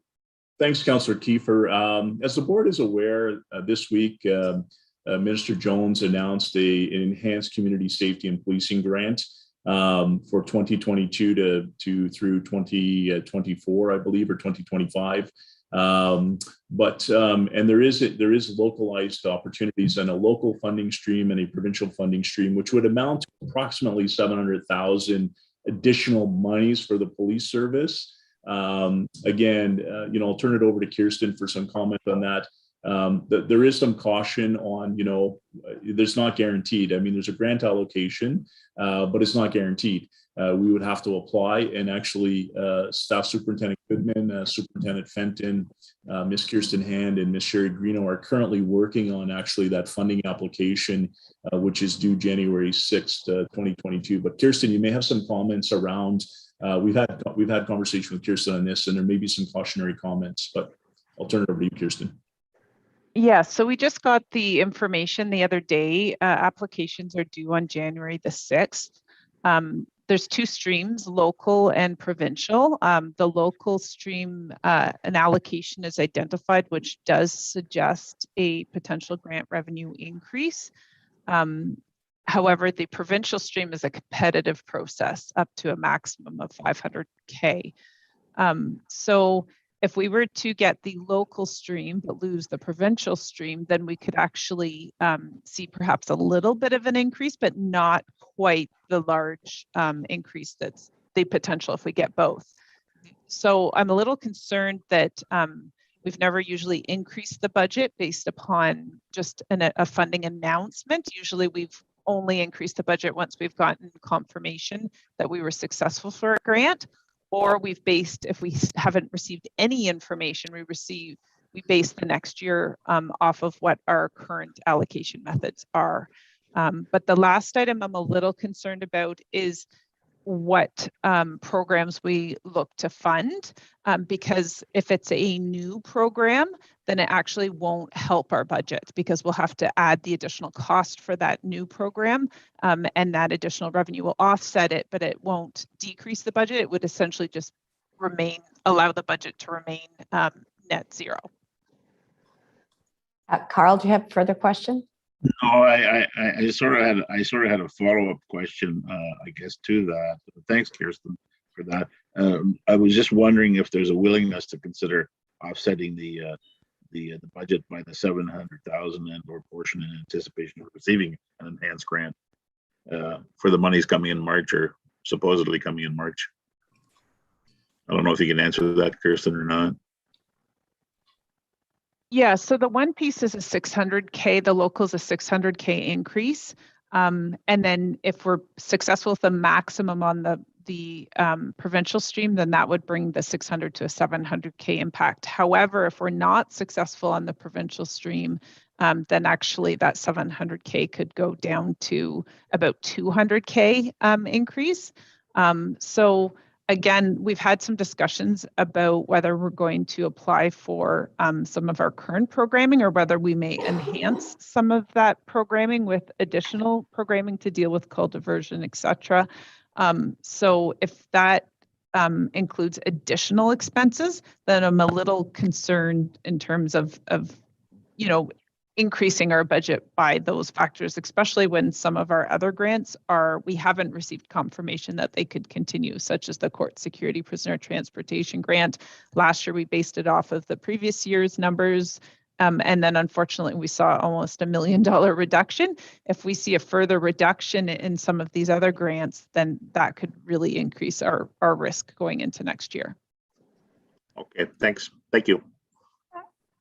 So sorry, I'm just going to insert myself and do a follow-up. So Kirsten, are you saying that the potential $700,000 is both local and provincial, and both of those streams are for new initiatives, or we don't know that yet? You have the ability to apply for your current programming, or you could look at enhancements to your current programming. We need to go through the exercise as well, because our one grant, the grant didn't fully fund it, but with a 600K increase to that grant revenue level, it might actually, our program might not actually cost that much. So then we would need to look at potential other elements as to whether we apply for other existing program if it meets the criteria, or whether we look at enhancement to that programming to meet some of the application criteria. So we just got the information as per the grants. We have a meeting set up next week to really start digging into it and see what the potentials are there. But I'm a little hesitant on baking any revenue increase when we haven't gone through that exercise yet. Okay, thank you. Sandy, go ahead.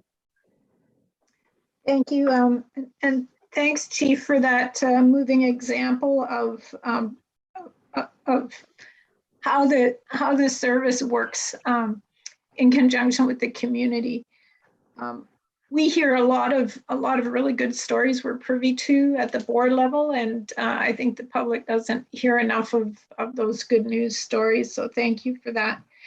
And along with that, I just want to highlight again the importance of relationships, and we've seen this in the rural community, especially in the last couple of years with your work with the Plain Mennonite community, and it's been very helpful through the pandemic. So I want to circle back to my other question in the context of the budget. You highlighted about $6.5 million of funds that are not really mandated by the police, but are supports to the region.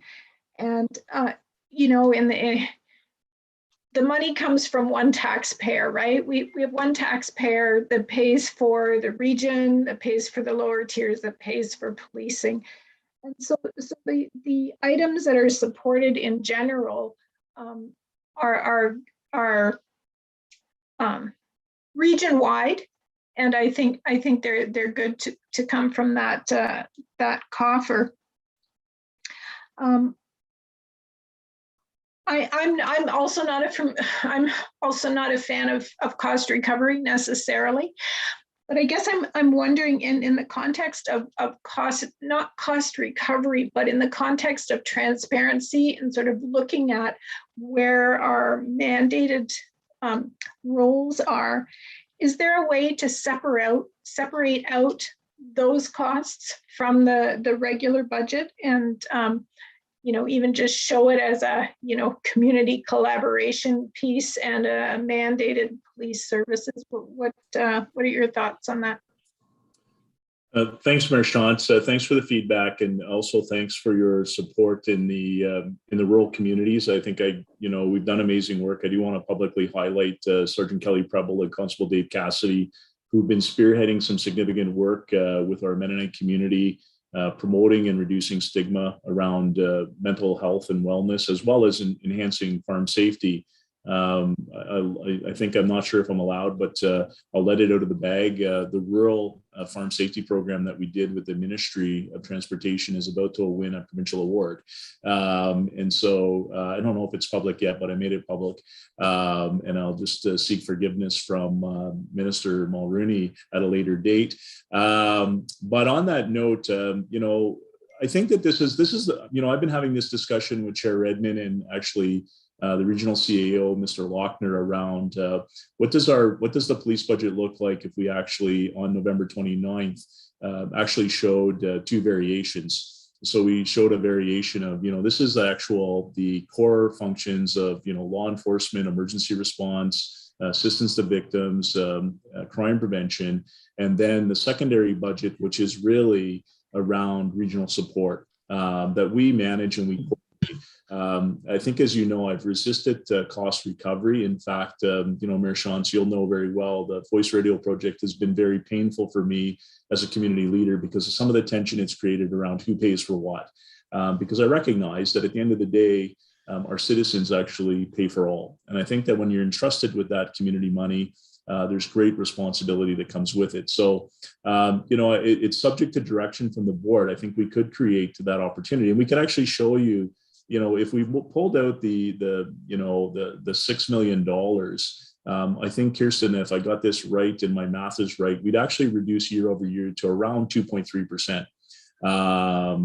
So our actual core function would be like 2.3% year over year, which is pretty significant when you look at the overall demand. And that, that's sort of the base. And so, I'm open to feedback from the rest of the board, but I do want to highlight that regional support and impact because I think, obviously, I don't have any issues facing criticism and calls on our police budget. I have no issues with that, but I'm trying to explain to our community, and in particular, some of our decision makers, that our budget encompasses more. Like, we're actually providing significant support to regional initiatives. And we have an excellent relationship with the regional Waterloo. So, we're managing, obviously, the leadership of the Safety Village. We're managing the leadership of the Voice Radio project. We're managing the leadership of the PSAP and 911 call center. And we're pleased to support emergency management. We have a role to play. We're not, this is in no sense an actual airing of grievances, but it's actually really representing that there also has to be an acknowledgement by our regional partners and our area municipalities and townships that the police budget does actually carry and support programs that support their day-to-day activities and actually some of their legislative mandates. And so again, I think it's possible, Kirsten, that we collectively could work on a variation, but it would be subject to board, direction and your support, but it can be done. Sandy, any more questions? Not for now. Thank you. Thank you. Ian, go ahead. Well, thank you. And through you, Chair Redmond, I wasn't sure, Chief, when you were making a comment about the length of our board meetings and calls for services, if we shorten our board meetings, would calls for service go down? But I'll leave that. I'll assume that's not what you were trying to get at there. I think the numbers just from the reports we had this morning and the budget are pretty clear, and they do outline the need to reinforce our service. 25% increase called for service over 10 years, 13% in year over year in Q3 in calls for service. We know that all police services are struggling with mental health calls for service.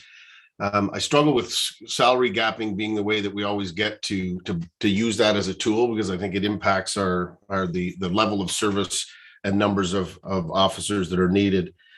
And I would say increased support or increased service levels doesn't mean that we're in any way not looking to change and adapt and look for ways to appropriately resource other public services as well. So if you assume for purposes of this question that status quo is not an option, and I don't think it is, I guess the question I have, because I'll be happy to move one of the option B or C, is to get a sense from you, Chief, in terms of, to Rosita's question, often talks about the smoothing. We're going to have an increase. What's the best way? I mean, I look at the numbers here, but from an operational perspective, and then moving forward where we get to a sustainable staffing level, is option B or C preferable? Which provides more smoothing of getting up to the levels we need, and then having a more a smooth budget process? Thanks very much, Mr. McLean. In short, they both actually, will create impacts in 2023 and 2024. And it's all relative to, the budget percentage. I think where the smoothing comes from is that, in 2018, we identified a need for 152 additions to meet the growing region. We added 47 in 2019, and then we paused based on regional demands, based on the current economic climate of the region, based on the pandemic. And so now we find ourselves, really, we believe that, we're looking in the need of, or the area of about 100 FTEs would be ideal. We also know that that's not reasonable from a talent and acquisition or a budget ask. And so we presented the initial number of scenarios, and the feedback from our own team around the larger scenarios is that, talent acquisition, we've hired 61 new police officers this year. It's a good amount of work to attract and recruit the talent, and I'm very proud of our HR team. But, we presented two scenarios of 25, 35. Some of that is subject to availability at the police college. But it really, I think, whether it's scenario 2 or 3, what we need to do is come back to the board in the new year with a larger staffing strategy, which actually provides insight and input to the board, which may include, I think, even working with our police association on workload demand and workload analysis. Kirsten highlighted that one of the areas as we review the grant, the enhanced grant from the Solicitor General, is call diversion. We believe that potentially that's an area where if we invest with provincial monies, we could reduce the workload demand and actually transition work out of our area. The work of Inspector McBride on call diversion, we haven't seen, or on criminal justice diversion, we haven't seen the true impact of that. So we need to actually add that whole piece. And so Obviously, ultimately, I think the board can provide direction on whether it's scenario 2 or 3. I jokingly want to say both combined. That would be inappropriate and quite frankly self-serving. And although I thought I'd add some humor to a budget meeting, because it is challenging, and it's not to make light of the issues that we're facing in our community, but they both are relevant. I think what we need to do is have a larger discussion as to what does this look like long term? Deputy Crowell is leading a number of continuous improvement projects in the area that he leads. Deputy Hilton has a number of engagement strategies. Some of those things are set in play, which may actually, either alter call demand, enhance call diversion, reduce criminal justice, charges, and would focus on diversion and moving things upstream, which again, I fully support. And so again, it's really subject to the board's direction, but I do think we need to come back to the board in the first quarter of 2022 with a larger staffing strategy that is tied to population, housing starts. We've seen this in other communities where the board agrees to a principle-based, evidence-based strategy. We did recommend one in I think 20, I'm dating myself, 2008, 2009. And we could not, just at the time, the time wasn't right. The board wasn't there. And then since then, we've had, I think, failed attempts. But I do think there's value in that. Okay, thank you for that. At the appropriate time, Chair Redmond, I'd be pleased to move a motion. And I just as a point of order, I have a hard stop if I want to stay employed with the chamber at 1 o'clock. Okay. Thank you. All right. I'd be happy to hear more conversation. So you'd like to move either scenario 2, which is the one that I would totally support, or scenario 3. But you're not commenting on which scenario you want to move at this point in time? Personally, I lean towards the increase of 35, but I think that's where we need to go. That's what I would prefer, but I think either is a step in the direction. So, I would move C, and if there's a second, or move forward on that at the appropriate time. I know others may have comments. Okay, thank you. I'm going to go to Rosita next. Thank you, Madam Chair. I'll be quick anyway. I like the idea that the chief, thank you for the presentation, first of all, Chief. The idea of separating the regional initiative in our budget so that I think it's a more clear cost for the police, what it actually costs us. And I like to know the average dollar increase, Kirsten, whether you can provide like the year-over-year change with 2 columns, one just for the regional costs, and then the other one for police. So in your next presentation, or when you come back in December. The other thing I want to support is Mr. McLean's recommendation. I like to support scenario C as well. I think it will be a little bit towards our gapping and not gapping, but the FTE. It will be a little bit smoother to attain our goal for the complement. That's only my personal ideas, but I'm open to suggestion too. Thank you. Okay, so I'm not sure, Rosita, if that's you seconding Yes, I'm scenario. seconding it. Yes. Okay, so we have a recommendation on Karen. I'm going to come to you and ask you for some comments. Yeah, thank you for that, Chair Redmond. I support Ian's recommendation as well. Quite frankly, we can go incremental year by year, and it's just going to get, the gap is going to get wider. I'm so struck by the statistics, particularly around the intensity of the crime that we're seeing. Certainly, we know that there's an increase in gang violence. I think there needs to be, the 2 officers are doing unbelievable work with, 2 off. I only dream about what we could achieve if we had, double that. I can't even imagine what we would be able to do. And so we know that this budget is heavily reliant on human resources. It's not like there's a lot of, discretionary spending going on here where it's like, oh, we need to cut, this kind of fat. It's just not there. And we saw that in the stats with workload issues as well. So I would equally, I know, these things have to be appropriately positioned within other regional budget priorities. I understand that. I understand there's particularly in terms of social services, and the chief spoke to that already. But I think Mayor Schnauz always says this, there's a great story about the significant amount of time and resources that the police services puts into that community engagement and partnerships with, you know, mental health associations, and in order to do that diversionary work. So it's not like that, you know, our officers that are doing that are going to cease doing that, because our partners tell us they want us there as part of it. And so those resources allow us to do more work in that area as well, which I think is a positive. So I would support Ian's recommendation in that line as well. Okay, thank you. So I'm hearing fairly broad support anyway for 35 officers versus 25. Sandy? Thank you. This is a tough exercise, isn't it?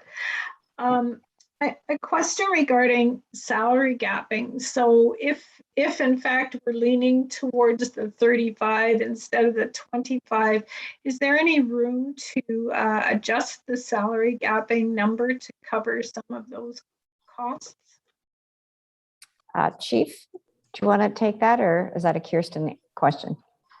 Yeah, I think, you know, Kirsten and I are probably aligned on this. There's always a cautionary piece on this. As you know, Kirsten had really advanced a budget that saw us reduce the salary gapping to about 500,000, so $500,000. As we refined based on the direction of the board, we actually increased, we added 1.5 million additional salary gapping to get to 2 million. And so if we go back to, you know, 2020 levels of, you know, 2.5 million, that would equate to, I think, around 18 staffing positions. As Kirsten alluded to, our HR team has been doing amazing work. And so we're actually finding ourselves pushing over complement on the uniform side. We have some vacancies on the civilian, which are mitigated by some backfills and other projects. But I think that is a refinement that we can take back, Mayor Schnauz. I think that there's a couple of recommendations around, you know, considering grant. Like, I mean, there is a risk to all of this, but I think that those are things that, based on your direction, that our team can take back, have increased dialogue on, and look at, you know, what does that look like. So in short, there's a caution. Yet, I mean, obviously, we will consider that. As we look to refining and balancing and looking to the future. Sandy, your hand's still up more? No, that's good. Thank you. So just along those lines, if I could be permitted a couple of questions. I guess I'm looking at the variance at the year end of 2021, and it's approximately $3.2 million. And I honestly appreciate the hoops that all of staff have gone through, and I'm sure nobody's done that more than Kirsten and you, Chief, and the deputies. I'm just wondering if there's an opportunity to offset the 2022 operating budget with $1 million. If we could, and I understand that balance between reserves and sort of softening or cushioning a budgetary blow, but I'm wondering if that might be looked at. So again, it worries me that Kirsten and I are closely aligned. She's had she's rubbed off on me over the last number of years, but you know, we have actually, so we are using 500,000 from our WSIB Benefit Stability Fund to offset some of those pressures. And then Kirsten has, you know, added $1 million from the projected variance into the current proposal as we roll through here. So we are looking at 1.5 million that we're using from reserves. And again, there's always a cautionary tail on using reserves, because it will impact as we look to smooth out 2023, 2024. It does actually create some variances. So maybe, Chair Redmond, what I would recommend is our team take your suggestion back and work on various economic and financial scenarios as to what that would look like and how do we smooth. And then maybe my suggestion would be, we've done 2023, 2024, but I would suggest maybe we push to 2025 to show the board, you know, a larger perspective. Naturally, we won't know what the regional growth assessment and some of those things are, but maybe I'll suggest that we'll take your suggestion recommendation and collectively as a team, we'll work on various economic scenarios based on scenario 3. I'm losing track of it's C, but it's 3 as we roll through here. I think it's C. We'll take that back. Does that sound, Okay. does that sound accommodating to work on some scenarios? It does. And Kirsten, again, I just want to underscore, I'm going to channel Sandy Shantz here and go, we know this isn't easy, and we know this comes after a whole lot of work already been done. Sandy? Thank you. Just to add on to what you talked about, Chair Redmond, when you bring those numbers back, can you remind us what the reserve balances are and what our sort of ideal levels are for those? I don't remember what they are. So thanks. I guess, Rosita, you've rubbed off on everybody because everybody's thinking about smoothing. And I know that I think that that's a recurring theme. Ian? Yeah, through you, Chair Redmond, thank you. Just one caution. I think the caution you hear from the chief is when we're using gapping or reserves, it's in theory, it's one-time money, and eventually there's can be pressure on the operating budget down the line. So I understand the realities of this, but just as the staff's going through that, and I think what I hear both you and Kirsten saying, Chief Larkin, is you got to have the right balance between getting close to the line, but I think the worst thing would be to get it so close to the line that we have a deficit, because it would end up being small, but I don't know that that's worth getting so close that we're not on the right side of hitting our budget. So, Ian, are you prepared to move scenario either 3 or C, whatever it is, but it's 35 additional officers? I'll put both in there. It's either C or 3, but it involves 35 new officers. And if someone's prepared to second that, or Rosita's seconded that, Rosita already did. Okay. Yeah. And I guess I'm also going to say that I don't think that it substantially changes how the budget comes forward, but I think the narrative is really important, and I really applaud the chief, Kirsten, and staff for separating out the almost $6 million that is being expended by Waterloo Regional Police Services to the benefit of the region, the area municipalities, and this community, because I think that really does need to be underscored. So we have a mover and a seconder. I'll call the question. All those in favor, please indicate by raising your hand. Okay, that is carried. So more work for the Chief, Kirsten, and team. And again, thank you for getting us here. And we've had the process already laid out before us. Monthly Chief of Police report. Over to you, Chief. Thanks very much, Chair Redmond. I want to be very respectful of everybody's time. Very quickly, first and foremost, I want to thank the board for your diligence, your feedback, and continued wisdom on navigating some very challenging times in our policing industry. And so, again, it continues to be a significant busy time. We've seen in the last month a series of major investigations, as well as some outstanding work and continued gun seizures, which again, all worry all of us. And so although we're talking about the police budget, I also think it's appropriate the work that Deputy Hilton and Inspector Houston are doing around community engagement and well-being. We need to continue to also move the dialogue to larger regional strategies on how we actually work collaboratively to reduce, prevent, and actually divert call management. I was particularly struck on the weekend. I had the opportunity to join our team in the Paulander neighborhood. And I'm very grateful of the Paulander Princesses for inviting our service into their community to meet with citizens, to also pause and reflect on Mr. Bennett, who's a homicide victim who was tragically taken. His life was taken last month, and have dialogue around community safety or neighborhood safety. But then the same night, as I was leaving, Paulander, of course, was notified of the Huber Street shooting. And what struck me more was when Superintendent Fenton informed me that the age of the men involved was 16 and 17. And we're getting an emergency alert from our federal government. it's a national test. But I was really struck to learn that both victims of the shooting were 16 and 17, and it's cause for concern as a community. And I recognize that, I'm asking for significant investment in policing, but I do believe we need continued strategies and community strategies where we're united, where we're all at the table, where we're all working towards making change so that, a decade from now, we don't actually repeat a 16 and 17-year-old both facing gunshot wounds. This will not happen overnight. There's no quick fix. What got us here didn't happen overnight.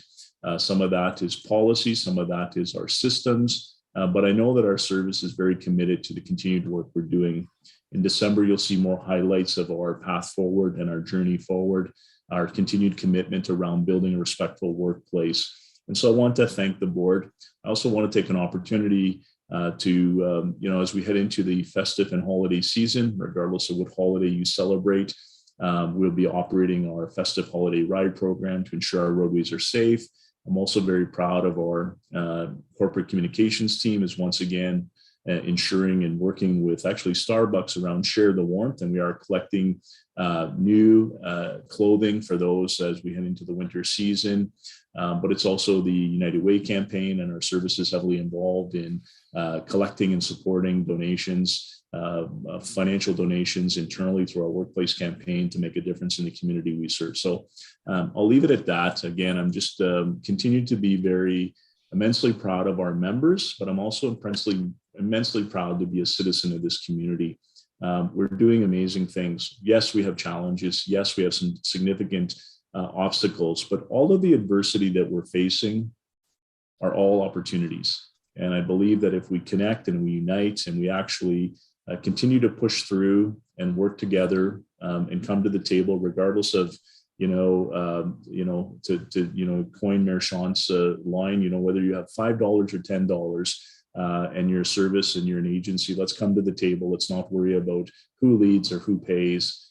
Let's actually put our citizen first, and let's make the change that's required to keep this community thriving, economic growth. I'm amazed that when I travel and I see all the cranes and the inward growth and the change in the landscape. And so thanks to the board, we have some work to do before November 29th. And so we will be in communication with the board.